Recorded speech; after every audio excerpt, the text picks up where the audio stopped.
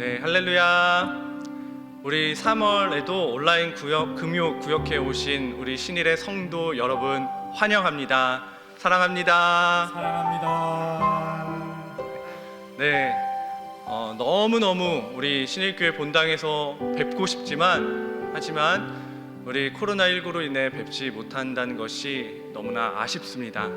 그럼에도 우리가 온라인으로 뵐 수 있다는 것에 하나님께 감사드리고 오늘 하나님께 큰 영광 올려드리는 이 시간 되기를 주님의 이름으로 기도합니다. 우리 이 시간 함께 찬양하겠습니다.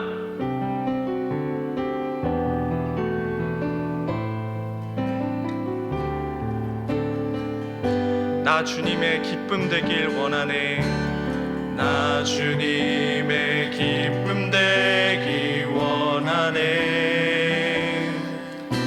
내 마음을 새롭게 하소서. 새 부대가 되게 하여 주사.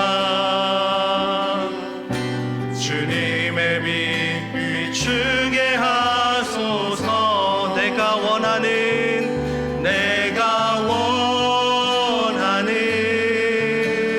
한 가지 주님의 기쁨이 되는 것, 기쁨이 되는 것. 내가 원하는 한 가지 주님의 기쁨이 돼. 우리 다시 한번 찬양하겠습니다. 나 주님의 기쁨 되기 원하네. 내 마음을 새롭게 하소서. 새 부대가 되게 하여 주사. 주님의 빛 비추게 하소서. 내가 원하는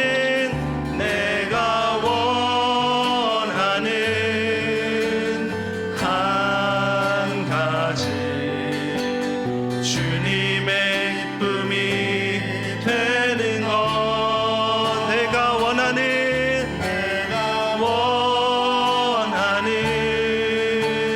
한 가지 주님의 기쁨이 되는. 내가 원하는 한 가지.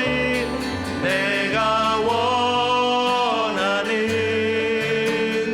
한 가지 주님의 기쁨이 되는 것. 내가 원하는 한 가지 주님의 기쁨이 되는 것. 아멘. 저와 여러분들이 진정으로 주님의 기쁨 되기를 소망합니다. 그래서 오늘 우리가 정말 주님을 기뻐하는 마음으로, 감사하는 마음으로 우리 신나게 함께 더욱더 찬양으로 이어가겠습니다. 함께 찬양하겠습니다. 우리 박수 치며 우리 함께 찬양하겠습니다. 주의 자비가 내려와 주의 자비가 봄비같이 주의 자비가 내려와 나를 덮네. 헤이호 주의 자비하심과 헤이호 주의 은혜로 헤이호 나는 영원히 춤추리. 네, 여기서 잠시만 멈춰주세요. 우리 이 찬양 잘 아시죠? 이제 주의 자비가 내려와. 근데 이 찬양을 우리가 부르면 몸이 근질근질하지 않습니까? 그래서 우리 또 온몸으로, 우리 마음을 다하여 온몸으로 하나님께 찬양을 드려보겠습니다. 다시 한번 찬양하겠습니다.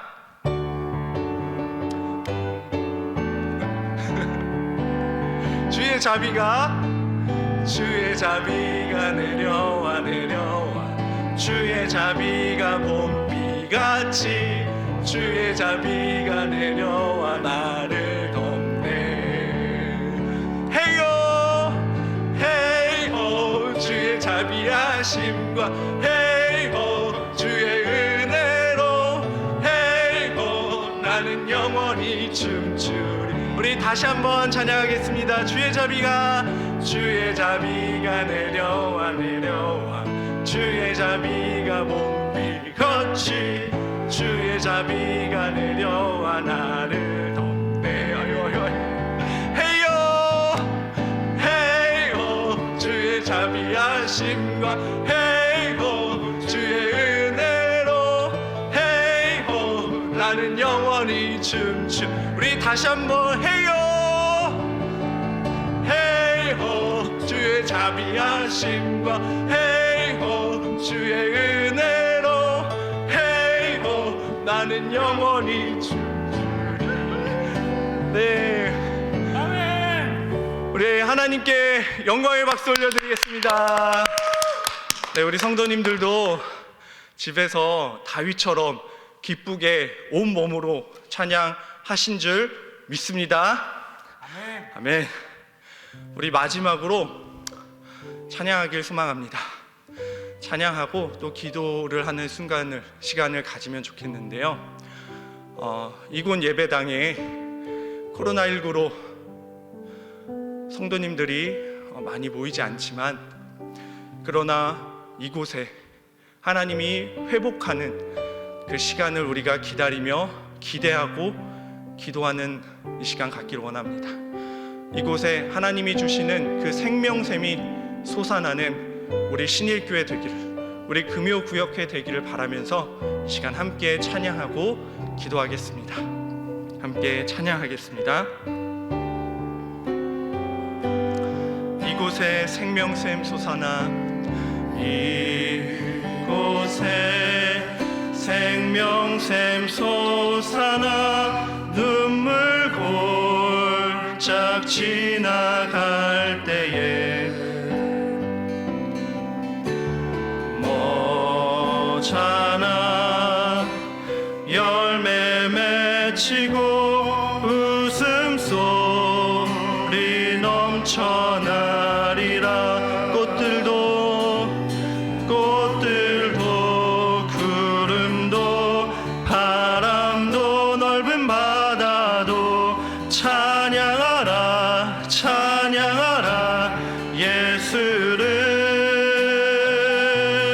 하늘을 울리며 노래해 나의 영혼아.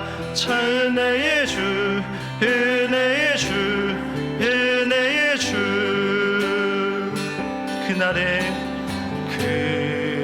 그날에 하늘이 열리고 모든 이가 보게 되리라.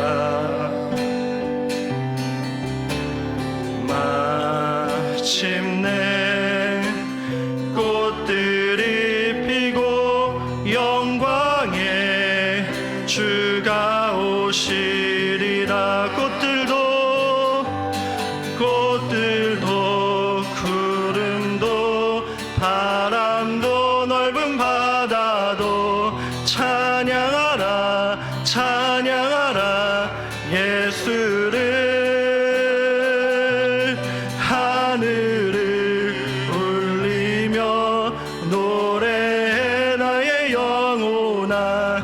은혜의 주 은혜의 주 은혜의 주. 마지막으로 꽃들도 구름도 바람도 넓은 바다도 찬양하라 찬양하라 예수를.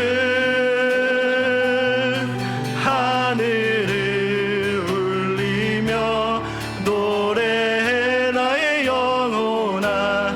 은혜의 주 은혜의 주 은혜의 주. 이 시간 함께 우리 합심하여 기도하길 원합니다. 하나님, 우리 신일교회 가운데 하나님이 주시는 생명샘이 솟아날 수 있기를 원합니다. 마르지 않는 하나님의 성령의 충만한 그 은혜가 넘쳐 흐르는 우리 신일교회로 회복시켜 주시옵소서. 또한 우리 신일교회 성도들을 위해서 기도합니다. 크고 작은 문제로 어려움에 겪고 있는 우리 신일의 성도들 긍휼히 여겨 주시옵소서. 작정하고 기도하고 간절하게 기도하는 우리 신일의 성도들의 기도를 하나님께서 선하게 응답하여 주시옵소서. 또한 우리 배우와 위 목사님을 위해서 기도하기를 원합니다. 우리 3월달에 다시 복음으로라는 그 메시지를 전하는데 그 메시지를 통해서 많은 메마른 심령들이 복음의 메시지를 듣고 다시 온전히 살아갈 수 있도록 살아날 수 있도록 함께 해달라고 이 시간 우리 합심하여 기도하며 나아가겠습니다. 주여 믿습니다. 주여 믿습니다. 주여 믿습니다. 할렐루야. 하나님 아버지 함께하여 주시옵소서. 하나님 우리 신인의 예배당 가운데 하나님 아버지 함께하여 주시고 우리 교회 가운데 하나님이 주시는 성령의 충만한 그 생명샘이 솟아나기를 소망합니다. 하나님 우리 성도들을 긍휼히 여겨 주시옵소서. 우리 성도들이 주님 앞에 나와 무릎 꿇고 기도하는 아버지 집에서 골방에서 간절히 기도하는 우리 성도들의 기도 주님께서 응답하여 주시옵소서. 하나님 긍휼히 여겨 주시옵소서. 주님만 바라보는 아버지 많은 성도들이 있습니다. 할렐루야. 하나님 긍휼히 여겨 주시옵소서. 함께해 주시옵소서. 하나님 또한 매우 이 목사님을 위해서 기도하오니 하나님 함께 하시고 강하고 담대하게 하여 주시고 하나님 또한 아버지 다시 복음으로라는 그 메시지를 통하여 이 교회 가운데 성령의 충만한 은혜를 가득히 부어 주시옵소서. 하나님께서 함께 하여 주실 줄 믿습니다. 우리가 확심하여 기도하게 하여 주시고 눈물로 기도하게 하여 주시옵소서. 사랑으로 기도하게 하여 주시옵소서. 하나님 함께 하여 주시기를 간절히 기도합니다. 하나님 함께 하여 주옵소서. 할렐루야. 하나님 감사합니다. 우리가 온라인 금요구역회를 통하여 함께 주님을 찬양하고 또한 기도하게 하시니 하나님 감사합니다. 온라인으로 우리가 기도를 드리지만 이 기도가 형식적인 기도가 되질 않기를 원합니다. 우리가 마음을 합하여 간절히 주님께 올려드리는 기도가 되게 하시고 이 기도를 통하여 하나님의 선한 열매가 맺어지는 우리 귀한 신일교회 또한 성도들 다 될 수 있도록 하나님 함께하여 주옵소서. 하나님께서 저희들의 기도를 온전히 응답하여 주실 줄 믿사오며 거룩하신 우리 구주 예수 그리스도 이름으로 기도드립니다. 아멘. 네, 이제 광고를 전해드리겠습니다. 네, 말씀과 함께 이 보모가 다음 주 월요일부터 새로 시작됩니다. 말씀을 항상 우리가 가까이 하여 주님의 은혜를 날로 새롭게 경험하는 저희들 되기를 소망합니다. 두 번째로 3월 한 달간 위임 목사님께서 다시 복음으로 라는 주제로 메시지를 전할 예정입니다. 이 복음의 메시지를 통해 우리가 힘겨운 시간들을 보내고 있는 성도들이 계시다면 믿음으로 이겨내는 저희들이 되기를 소망합니다. 또 3월 대신방이 이제 시작이 됩니다. 코로나19로 인해 대면으로 하지는 못하고 당분간 주로 전화 신방으로 할 예정입니다. 자세한 사항은 추후에 교구장님과 구역장님들을 통해 전달하겠습니다. 네 번째로 청소년부 수련회가 이번 주일에도 이어집니다. 청소년부 학생들과 교사들을 위해 많은 기도 부탁드립니다. 마지막으로 신일 깔끔이가 토요일 오전 10시에 있습니다. 많은 참여 부탁드립니다. 자, 이제 그러면 고린도 전후서 개관 성경 강의를 시작하겠습니다. 이제 고린도 전후서 개관 강의를 한번 시작해 보겠습니다. 자, 그러면 왜 하필 고린도 전후서일까? 왜냐하면 우리가 다음 주부터 말씀과 함께 보모가 시작이 되죠. 그 첫 번째 성경이 뭐냐? 고린도 전후서이기 때문입니다. 와, 네. 아무도 없어서 참 민망한 시간이지만요. 다음 주 처음 시작되는 그 말씀과 함께 성경이 고린도 전후서이기 때문에 그 전후서에 관련해서 강의를 개관을 함께 나눠 보고자 합니다. 자, 먼저 고린도 전서에 대해서 함께 나누어 볼 예정인데요. 고린도 전서는 누가 썼을까요? 네, 당연히 사도 바울이 썼습니다. 그리고 바울은 이 고린도 교회를 개척을 합니다. 자, 그러면 이 고린도 교회는 아주 특수한 교회이고 어떻게 보면 굉장히 이질적인 교회입니다. 그래서 이 고린도 교회를 이해하기 위해서는 고린도 도시라는 곳이 어떤 곳인지를 우리가 먼저 이해할 필요가 있습니다.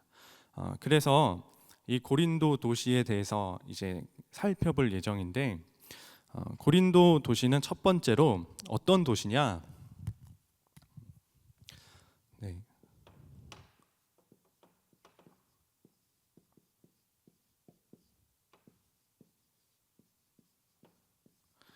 네, 고린도 도시는 첫 번째로 무역의 중심지였습니다. 제가 그림을 잘 못 그려서 지도를 여기에 이제 그려놨는데, 고린도 도시가 이쪽에 있습니다. 이쪽 보이시죠? 이쪽에 있습니다. 양쪽에 이제 바다가 있고요. 육로로는 위아래로는 그리스 땅과 펠로폰네소스 반도 이걸 연결되는 그 중앙 무역의 어떤 거점 중심에 이 고린도 도시가 있었다라는 것입니다. 그렇기 때문에 당연히 바다에 오고 가는 사람들도 고린도를 들리고 위아래로 오고 가는 사람들도 이제 고린도로 들리면서 다양한 계층, 다양한 민족들이 고린도에 이제 많이 이제 오게 됩니다. 그래서 상업이 발달하게 되고 무역이 발달하게 되고 또 고린도에는 어떤 그런 사람들이 많았냐면 장인들이 많았습니다. 유리 세공업자, 놋 세공업자, 이런 기술자들이 참 많은 그런 도시였습니다. 그러다 보니까 이 고린도 도시는 어떤 도시냐면 우상 신전들이 가득한 도시였습니다. 네.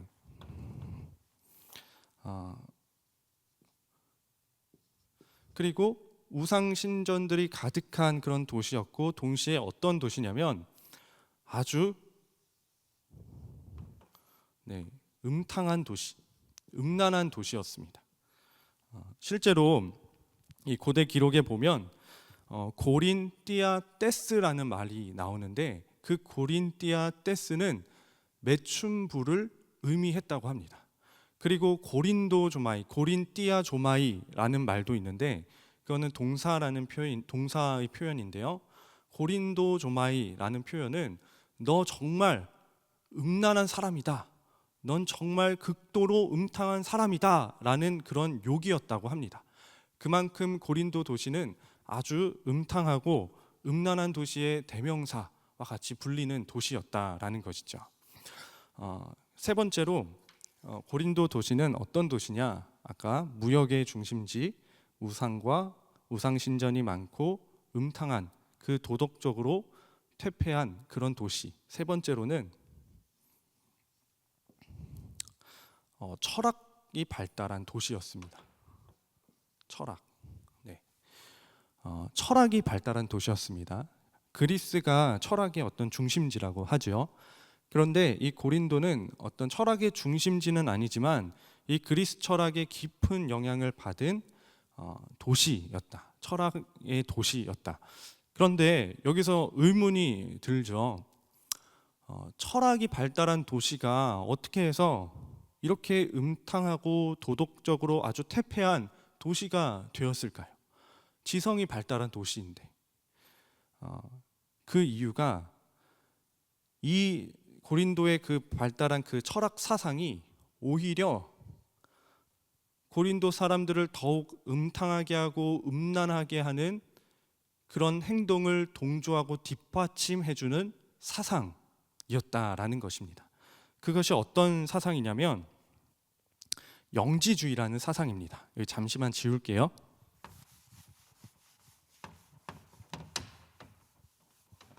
영지주의.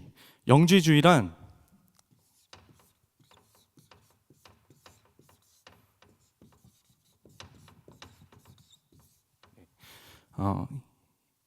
이데아와 현상의 세계가 있다. 이렇게 이원으로 나누는 어떤 그런 사상인데, 이데아의 세계가 진짜다, 실제의 세계다. 현상의 세계는 가짜다, 가짜 세계. 그러니까 우리는 현상의 세계에 살고 있다라는 거죠. 그런데 이제 우리가 살고 있고 눈에 보이는 이 현상의 세계는 가짜고 진짜 이데아의 세계가 있다라는 거예요. 그리고 우리가 살아가는 이 현상의 세계는 악이다, 악하다, 악한 세계다. 그런데 이데아의 세계는 선한 세계다라는 것입니다. 영지주의를 간단하게 설명해 보면, 사람이 선한 생각을 합니다. 이제 착하게 살아야지, 그리고 바르게 살아야지. 그런데 내가 선한 생각을 해도 내 몸은 선하게 사라지는 것이 아니라 나쁘게 사라진다라는 것이죠. 나쁜 행동을 하게 된다라는 것입니다. 내 몸은 내 생각과 다르게 나쁜 행동을 한다. 그런데 영지주의가 그것은 이유가 있다라는 거예요. 이 현상의 세계, 눈에 보이는 이 물질의 세계는 가짜다. 그리고 이 물질의 세계에 살아가는 네 몸 역시 가짜고, 또한 너의 몸은 악한 것이다. 껍데기에 불과하다라는 거예요. 그러면 진짜 나는 누구냐? 진짜 너는 누굴까? 그것은 네가 선한 생각을 하는 그 선한 생각이 진짜라는 거예요. 선한 생각을 하는 너의 안에 있는 그 순수한 영혼이 진짜라는 것입니다. 그리고 그 순수한 영혼이 영적인 그 지식을 깨달을 때 그 영혼은 저 이데아의 세계에 가고, 악한 몸에서 벗어나서 이 이데아의 세계에 간다라는 거예요. 영적인 지식을 깨달을 때. 그렇기 때문에 영지주의의 그 영향을 받은 사람은 몸을 함부로 대하는 것이죠. 몸이 나쁜 짓을 해도 몸은 가짜고 몸은 원래 악한 거니까 함부로 해도 이거는 자연스러운 거야, 어쩔 수 없는 거야 라고 생각을 하고, 그저 영적인 지식을 깨닫고 추구하는 데 몰두하고, 몸은 그냥 도덕적으로 타락하고 퇴폐하고 그럴지라도 전혀 상관이 없다라는 것입니다. 그런데 이 영지주의의 이 사상이 고린도 교회 안에도 이제 깊이 스며든 것이죠. 이 영지주의 사상이 기독교의 교리와 혼합이 되어 버립니다. 간단히 말하면 이 영지주의 기독교 그 복음이 말하는 것, 영지주의와 섞인 그 복음이 말하는 것이 뭐냐면, 이 세계는 사탄의 세계라는 것입니다. 이 사탄의 세계에 살고 있는 우리의 몸도 악하고 가짜고 껍데기에 불과하다라는 거죠. 그들이 예를 들어 이런 말을 하는 거죠. 너가 왜 하나님의 뜻대로 못 사는 줄 아냐? 너는 하나님의 뜻대로 살고 싶은데 왜 못 사는 줄 아냐? 그것은 너의 몸이 악하기 때문이야. 너의 몸은 가짜고 껍데기이기 때문이야 라는 것입니다. 그리고 그래서 성육신을 부정해요. 몸은 가짜고 악하고 껍데기니까 예수님이 인간의 몸으로 입고 오신 그 성육신을 부정하는 거예요. 어떤 식으로 부정을 하냐면, 예수님은 선한 분이냐 악한 분이냐? 선한 분이지. 그러면 인간의 몸은 선하냐 악하냐? 악하잖아. 그러면 선하신 예수님과 악한 인간의 몸이 섞일 수 있어? 당연히 없지. 어떻게 섞여? 예수님은 선한 분인데. 그러면 인간의 몸으로 왔다는 그 사도의 말들은 뭐냐? 가짜냐? 그것은 맞는 말이 아니라, 예수님이 인간의 몸처럼 생긴 그 껍데기, 몸처럼 보이는 그 옷을 그냥 입고 온 거야. 성육신은 아니야. 너는 그저 예수님은 나의 구원자라는 이 영적인 지식을 영적인 진리를 깨달음으로 너의 영혼은 구원을 받는 거야. 너의 영혼은 구원을 받아 천국에 가고 너의 악한 몸에서 벗어나서 천국에 간다라는 거야. 그리고 이 영지주의의 복음은 또 몸의 부활을 이제 부정을 하는 거죠. 우리가 예수님이 재림하실 때 우리의 육신은 예수님이 부활한 그 신령한 몸과 같이 부활하여 완전한 구원의 완성을 이룬다라고 말씀하셨지요. 새 하늘과 새 땅과 더불어. 그런데 이 영지주의자는 그 몸의 부활을 이제 부정해 버리는 거죠. 왜냐하면 영적인 지식을, 구원의 지식을 깨달음으로 그저 영원히 구원을 얻는 거기 때문에, 내 영혼은 천국에 가는 거기 때문에 몸은 악하니까 상관없고. 자, 이것이 맞을까요? 아닐까요? 당연히 아니죠. 그런데 이게 당시 엄청난 매력이 있었다라는 것입니다. 왜냐하면 우리가 예수님을 만나고 예수님을 진정으로 믿게 되면 예수님의 뜻대로 살고 싶어져 합니다. 예수님의 말씀에 순종하고 싶어져 합니다. 그런데 우리가 처음에는 훈련되지 않고 성숙하지 않기 때문에 그 예수님의 뜻대로 살지 못하고 넘어질 때가 많습니다. 연약해질 때가 많습니다. 근데 그때 이런 말을 하는 거예요. 야, 너가 왜 하나님의 뜻대로 못 사는 줄 아냐?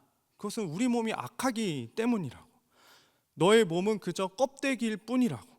진짜가 아니야. 너는 단지 예수님이 나의 구원자라는 그 영적인 지식을 깨달음으로, 알게 됨으로 너의 영혼은 구원을 얻어 천국을 가는 거야 라는 것입니다.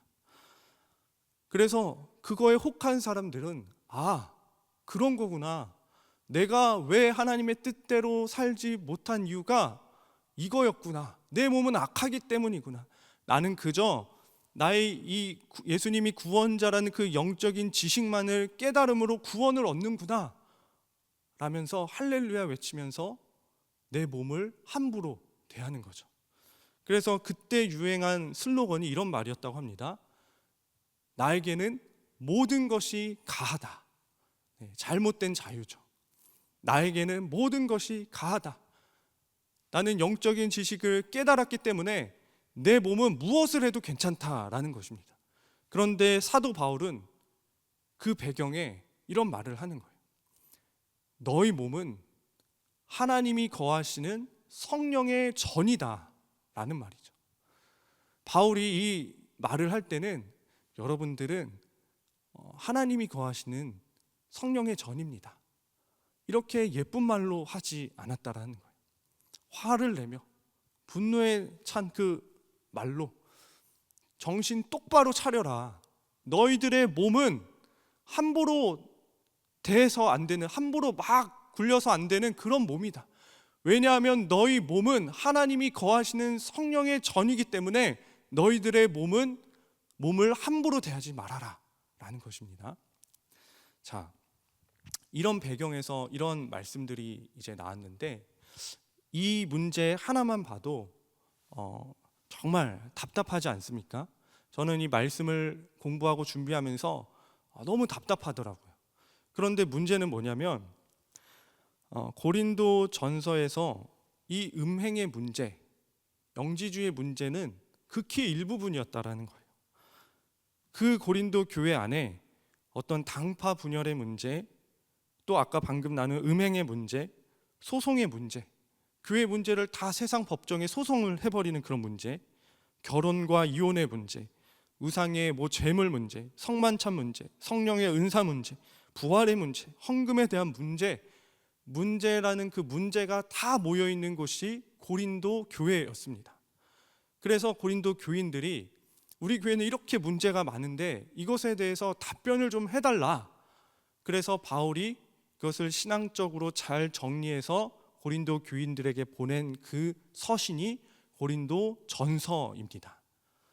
그래서 우리가 고린도 전서를 통해 얻을 수 있는 교훈은, 우리의 신앙생활 가운데 문제없는 신앙생활은 없죠. 또 문제없는 교회는 없습니다. 그런데 문제가 있다면 또한 해결의 방법도 있다는 것입니다.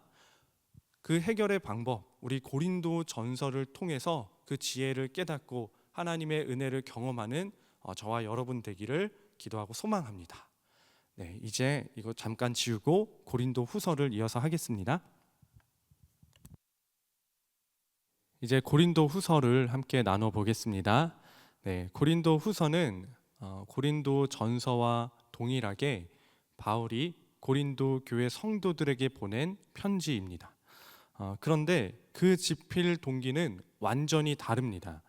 고린도 전서는 고린도 교인들에게 교회에 많은 문제가 있는데 그 문제에 대한 답변, 신앙적인 해결 방법들을 보낸 그 편지라면, 고린도 후서에는 어떤 내용이 많냐면 바울 자신을 변호하는 내용들이 참 많이 나와 있습니다. 그러면 사도 바울은 왜 그렇게까지 자신을 많이 변호했던 것일까요? 그 이유가 이제 고린도 후서 말씀을 통해 우리가 추측할 수 있는 것은 바울을 적대하는 그 적대 세력들이 바울을 많이 공격했기 때문입니다. 고린도 교회 안은 바울을 대적하는 그런 적대 세력들이 몇몇 있었을 것이다라고 추측하고, 또 후반부에 예루살렘에서 올라온 그 거짓 교사, 거짓 사도들이 바울을 공격하는 그런 거짓 교사들이 있었다라는 것입니다. 그런 바울의 대적자들이 주로 어떤 공격을 많이 했냐면, 제가 여기 잠깐 적어봤는데 약속을 잘 안 지킨다라는 그런 공격을 합니다.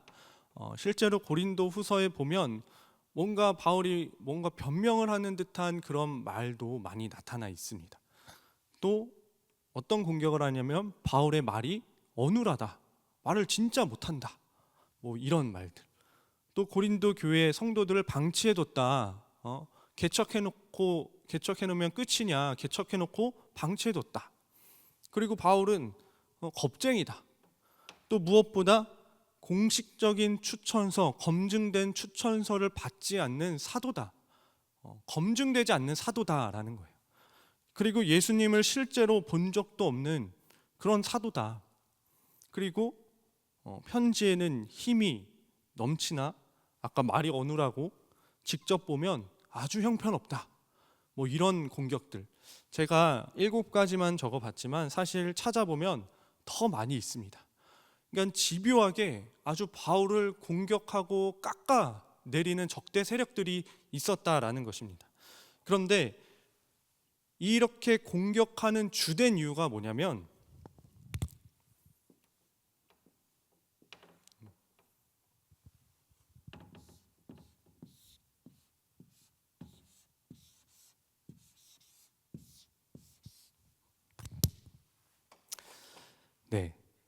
바울의 사도직에 대한 공격이었습니다. 바울의 사도직. 적대 세력들이 이런 말을 하는 거죠. 예를 들어, 우리는 예수님을 믿지만 그런데 모세 언약, 율법, 그 전통의 뿌리를 두고 그 유대교 배경 안에서 예수님을 믿는다. 모세의 율법이 우리에게 있고 언약이 우리에게 있고 전통이 우리에게 있다. 이 전통 안에서 예수님을 믿는 것이 제대로 믿는 것이다. 그런데 저 바울은 어떠냐면 모세 언약을 무시하고 율법을 무시하고 전통을 무시하는 그런 검증되지도 않는 근본 없는 사도이다라고 이렇게 공격을 하는 것이죠. 그래서 바울은 이런 공격을 받고 있다라는 소식을 듣고 옛 언약과 새 언약의 직분에 대해서 이제 비교하며 설명을 합니다.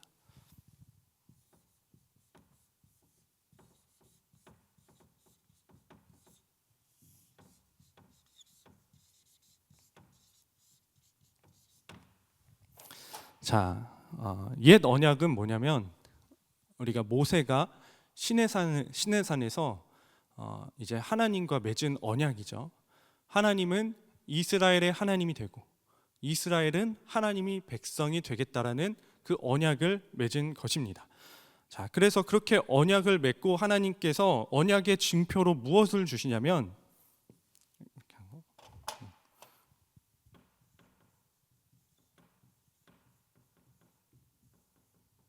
이 율법을 주십니다. 바울은 말하는 거예요. 이 율법은 하나님의 말씀이지만 이 율법은 죄를 깨닫게 하는 기능이 있다. 하나님의 말씀이기 때문에 사람의 죄를 드러나게 하는 기능이 있다. 그런데 회복하고 살리는 기능이 없다라는 거예요. 율법은 사람들을 정죄하고 심판하고 근본적으로 살리는 기능이 없기 때문에 이 율법의 조문은 사람을 죽인다라는 말씀입니다. 그런 말을 합니다. 그런데 새 언약은 이 율법과 다르게, 이 옛 언약과 다르게 사람을 살리는 기능을 한다라는 말씀입니다. 율법은 사람을 정죄하고 죽이지만 이 새 언약은 사람을 자유하게 하고 사람에게 영생을 주는 예수 그리스도의 그 십자가와 복음의 그 부활의 복음에 기초한 언약이기 때문에 살리는 기능, 영생을 주는 그런 기능을 한다라는 거예요. 그래서 바울은 말하는 것이죠. 나는 이런 옛 언약의 일꾼이 아니다. 이런 율법의 일꾼이 아니다. 나는 새 언약의 일꾼이다라고 말을 하는 것입니다. 그리고 이어서 바울이 이제 고린도 후서에 자신의 사도직을 변호하면서 어떤 이야기를 하냐면 옛 언약의 영광 그리고 새 언약의 영광에 대해서 말합니다. 영광. 이 영광에 대해서 이제 비교하며 말하는데 이런 것입니다. 옛 언약의 영광, 옛 언약에도 영광이 있었다. 그런데 그 영광은, 옛 언약의 영광은 제한적이고 일시적이다. 그런데 새 언약의 영광은 영원한 효력이 있다라는 거예요. 왜냐하면 옛 언약은 짐승의 피로 세워졌습니다. 그 짐승의 피는 불완전하죠. 하지만 새 언약도 피로 세워졌는데 누구의 피로 맺어졌냐? 하나님의 아들 예수 그리스도께서 십자가에서 흘리신 그 보배로운 피로 세워졌기 때문에 온전하고 영원한 효력이 있다라는 거예요. 그래서 옛 언약의 영광은 잠시뿐이지만 새 언약의 영광은 영원하다는 거예요. 그래서 이 영광을 설명하는데 어떤 단어를 쓰냐면 광채라는 말을 씁니다. 광채. 학자들은 이 바울이 광채라는 말을 쓸 때 어떻게 의미를 했냐면 하나님의 영광이 회복된 상태를 광채라고 이렇게 가리키고 해석을 했다라고 이렇게 이야기를 하는데 광채가 누구에게 빛났죠? 이 구약 성경에 보면 모세가 얼굴에서 광채가 났죠. 그 본문을 이제 끌어와서 고린도 후서 3장에서 말을 하는데요. 옛 언약을 체결하고 율법을 받은 그 이스라엘의 지도자 모세가 시내산에서 하나님과 대면하면서 율법을 받았을 때 하나님의 영광이 잠시 회복돼서 모세의 얼굴에 광채가 났습니다. 자, 그런데 바울은 말하는 것이죠. 그 광채가 영원하게 갔냐? 아니다. 일시적이었다. 금방 사라졌다. 바울이 고린도후서 3장에서 말하는 게 광채가 났을 때 모세가 생각하기를 이 광채가 없어질 것 같아서 수건을 덮었다는 거예요. 그것을 이스라엘 백성들에게 보여주기 싫어서 수건을 덮었다는 거예요. 그런데 수건을 덮어봤자 광채는 사라진다는 거예요. 자, 제가 잠깐 잘 안 보일 수 있지만 아담 그리고 잠깐 모세 우리를 들어서 설명을 해보겠습니다. 아담이 누구냐? 하나님의 형상을 닮아 창조된 태초의 인간이었습니다. 하나님의 대리자였습니다. 그래서 아담은 하나님의 영광이 충만한 그런 광채가 빛나는 사람이었습니다. 그런데 범죄하고 그 하나님의 영광을 상실해 버렸습니다. 아담 이후로부터 아담 안에 있는 모든 인류는 하나님의 영광을 상실한 존재가 되었습니다. 그런데 이 위대한 지도자 모세는 시내산에서 율법을 유일하게 받은 그런 유일한 인간이었습니다. 율법을 받은. 이 모세는 하나님과 대면하여 하나님의 그 영광이 잠시 회복이 되었습니다.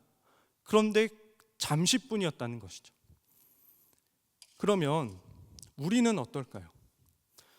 모세는 하나님과 대면하여 그 얼굴의 광채가 잠시 동안 빛났다가 사라졌는데 우리는 어떨까요?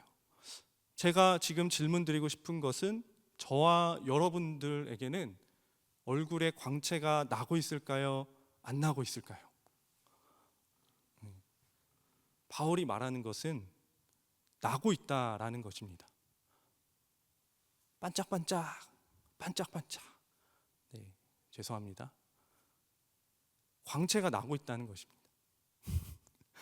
이 눈에 보이는, 물론 눈에 보이는 그런 반짝반짝 나는 그런 광채가 아니지만 어떤 영적으로 우리는 하나님의 영광이 완전히 회복되어 충만한 그 상태, 광채가 빛나는 그 상태, 그 존귀한 하나님의 자녀가 되었다라는 거예요. 어떻게 가능할까? 위대한 지도자 모세에도 광채가 났다가 잠시 사라져 버렸는데 우리는 모세보다 못한 존재죠. 인간적인 모습만을 보면 모세를 결코 따라갈 수가 없습니다. 아무리 훌륭한 삶을 산다고 할지라도 모세처럼 훌륭한 그런 업적을 낼 수가 없습니다. 하나님 앞에서. 그런데 모세도, 이런 모세도, 위대한 지도자 모세도 광채가 있다가 잠시 사라졌는데, 잠시 있다 사라졌는데 그보다 훨씬 못한 저와 여러분들이 광채가 어떻게 계속 나고 유지할 수 있었던 것일까? 그것은 예수님 때문이라는 거예요. 예수님 때문에 가능하다라는 것입니다. 모세조차도, 위대한 지도자 모세조차도 옛 언약의 사람이라는 거예요.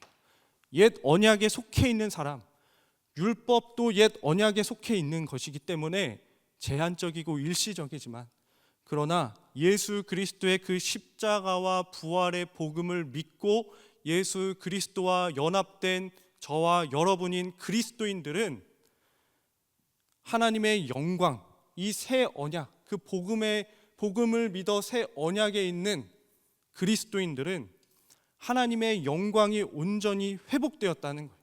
예수님 때문에. 하나님의 영광 자체이신 예수 그리스도와 우리가 연합되어 있기 때문에 하나님의 영광이 온전히 회복된 존재, 그것이 새 언약 안에 있는 사람들이라는 것입니다. 그리고 바울이 어떤 말을 했냐면 영광에서 영광으로라는 말을 했습니다. 적을 곳이 있나 모르겠네요. 일단 여기다 제가 한번 적어 볼게요. 영광에서 영광. 이 영광, 아니다, 다시 적을게요. 네, 여기로. 그래서 영광.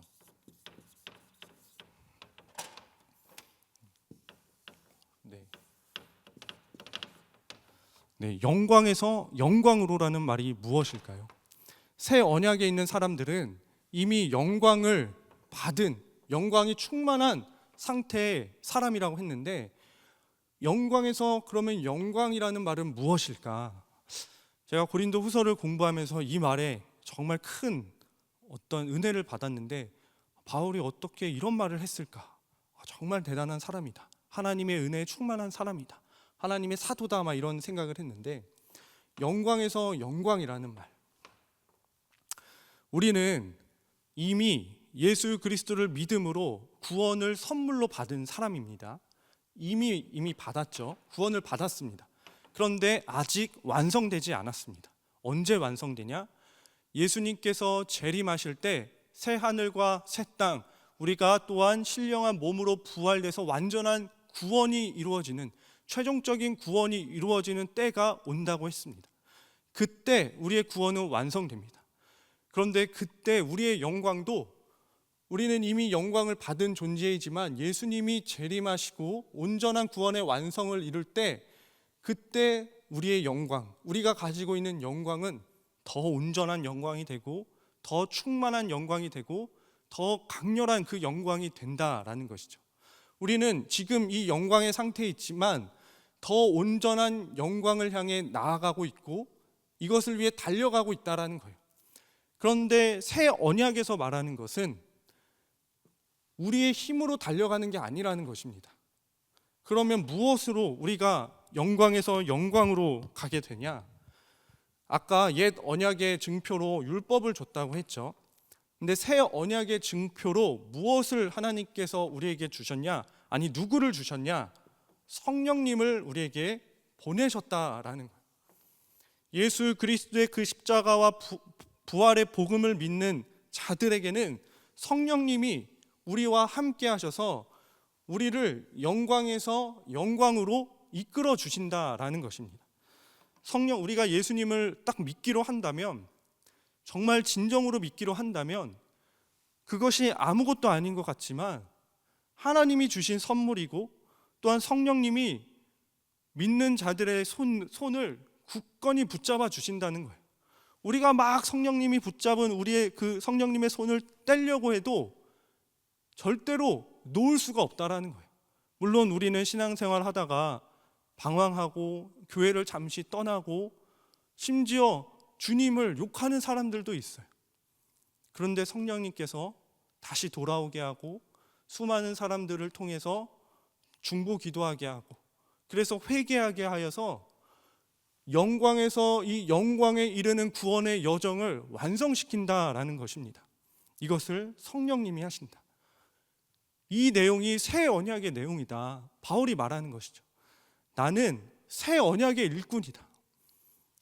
율법, 옛 언약의 일꾼이 아니라 이 복음의 일꾼이다라는 거예요. 거짓 교사들이 내가 추천서가, 검증된 추천서가 없다고 하는데, 검증된 추천서인 너희들, 고린도 교인 너희들이 있지 않냐? 그냥 붓으로 종이에 쓴 그런 추천서가 아니라 성령님으로 인한 그 성령의 글로, 성령의 먹물로 너희 마음판에 이 새 언약의 내용들을 기록해 주지 않았냐? 넣어주지 않았냐? 너희들이 그리스도의 추천서고 위임장이고 그리스도의 편지다 라고 말하는 것이 이제 고린도 후서의 내용입니다. 사도 바울이 그렇게 변호를 한다라는 것이죠. 제가 이런 새 언약의 일꾼에 대해서 나누었지만 또 고린도 후서를 또 자세히 보다 보면 또 다양한 내용들을 가지고 바울이 자신을 변호합니다. 고린도 후서에는 바울의 그 성격과 특성들이 정말 많이 나타나 있습니다. 자기를 오해하는 고린도 성도들에게 정말 애절한 마음으로, 정말 사랑의 마음으로 설득하고 이렇게 글을 쓰는 내용들이 있고, 자신을 공격하고 말도 안 되는 거짓 음해를 하는 그런 거짓 교사들에게는 강력하게 혹평하고 공격하는, 분노하는 그런 내용도 있습니다. 그런데 고린도 후서가 정말 좋은 성경 말씀인 것은 단순히 자기 변호, 단순히 사랑을 마음을 전하는 글, 이런 게 아니라 그 글 안에, 자기 변호 안에는 그 복음의 깊은 내용, 복음의 그 진수가 절묘하게 녹아들어 있는 그 편지, 그 서신, 성경이 고린도 후서라는 것입니다. 그래서 간단하게, 이제 저도 많이 부족하기 때문에 많은 것을 할 수 없었지만 고린도 전후서에 대한 간략한 내용을 살펴보았습니다. 조금 더 자세한 내용은 우리 다음 주부터 시작되는 그 말씀과 함께를 통해서 알아가기를 소망합니다.